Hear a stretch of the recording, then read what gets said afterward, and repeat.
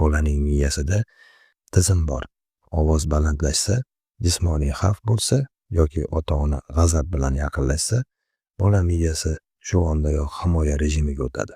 Himoya rejimi esa ikki xil bo'ladi: qarshi chiqish yoki qochish. Buni tushunish muhim. Himoya rejimidagi bola sizning tarbiyaviy gapingizni qabul qila olmaydi.